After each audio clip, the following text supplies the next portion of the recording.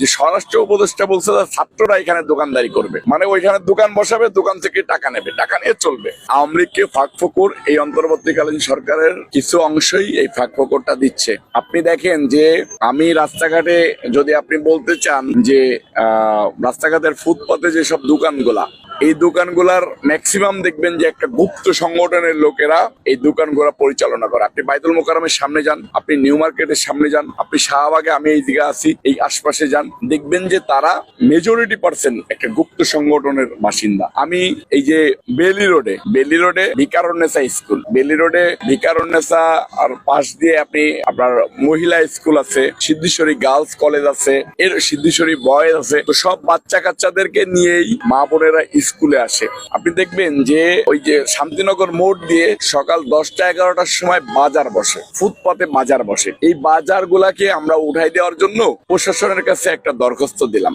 বললাম, মৌখিকভাবে বললাম, লিখিতভাবে বললাম। প্রশাসন বলল যে এটা হাইকমান্ডের নির্দেশনা আছে যে এরা যাতে এদিকে বসতে পারে। আমরা জিজ্ঞেস করলাম যে ভাই কোন হাইকমান্ডের নির্দেশনা আছে? একদম সরাসরি প্রধান উপদেষ্টা, মানে আপনার সরাসরি স্বরাষ্ট্র উপদেষ্টার কথা বললো, যে স্বরাষ্ট্র উপদেষ্টা বলছে যে ছাত্ররা এখানে দোকানদারি করবে, মানে ওইখানে দোকান বসাবে, দোকান থেকে টাকা নেবে, টাকা নিয়ে চলবে। ওই দোকানদাররা করে কি, মা বোনরা যখন আসে তখন মা বোনদেরকে ব্যাড টাচ করে, ইপটিজিং করে। তো আপনি নিজেরাই তো এটা সুযোগ করে দিচ্ছেন। আপনি ছাত্রলীগ, যুবলীগ, আওয়ামী লীগ যেভাবে ফুটপাতে দোকানদারি করতো, বসাতো, দোকান থেকে টাকা তুলতো, ঠিক এরা একইভাবে সুযোগ করে দিচ্ছে। আমার এই ঘটনা যদি মিথ্যা হয় তাহলে আপনি কালকে বলেন না স্বরাষ্ট্র উপদেষ্টাকে যে ঢাকার শহরের রাজপথের যেসব ফুটপাতের এই যে দোকান, এই দোকানগুলা উঠাই দিতে। এই যে আজকে এই যে শাহবাগের সমাবেশ হবে, এখান থেকে ফুটপাতের দোকানগুলা উঠাই দিচ্ছে। আপনারা কত স্বাচ্ছন্দ্যভাবে চলতে পারতেছেন, আমরা কত স্বাচ্ছন্দ্যভাবে চলতে পারছি। দীর্ঘদিন পরে ফ্যামিলি নিয়ে এই শাহবাগে ঘুরতে আসছি, শুনছি যে ফুটপাতের দোকান উঠে গেছে, আমরা এই জায়গায় যাই কিছুক্ষণ বসতে পারবো। এদিকে যদি এইভাবে দোকান থাকতো আমরা কি বসতে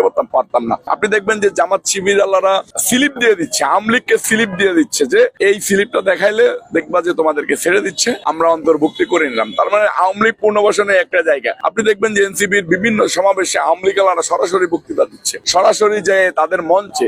এদেরকে পুনর্বাসন করতেছে কে? প্রশ্ন রেখে গেলাম আমাদের জাতীয়তাবাদী দলের ভারপ্রাপ্ত চেয়ারম্যান জনাব তারেক রহমান সাহেবের সরাসরি নির্দেশনা। যেমন আমার এলাকা মাগুরাতে কাউন্সিল হচ্ছে, আমি খুবই আনন্দিত হয়েছি যে ওইখানে সরাসরি নির্দেশনা আছে যে যার সাথে স্বৈরাচার হাসিনা সরকারের আমলে যার সাথে ছবি পাওয়া গিয়েছে সেও এই দলে ভোটার হইতে পারবে না। এটা খুবই গণতান্ত্রিক একটা প্রক্রিয়া। তার মানে আমরা সম্পূর্ণভাবে আওয়ামী লীগকে প্রতিহত করার জন্য এখনো মানে ভবিষ্যতে, অতীতে মাঠে ছিলাম, এখনো আছি, ভবিষ্যতেও থাকবো। কিন্তু একটা রাষ্ট্র যখন কোনো আবার নব্য স্বৈরাচার হওয়ার জন্য স্বৈরাচারী হাসিনা সরকারের সহযোগিতা নিতে তাদের লোকজনদেরকে প্রিভিলাইজ দেয়, তাহলে তো আমাদের আসলে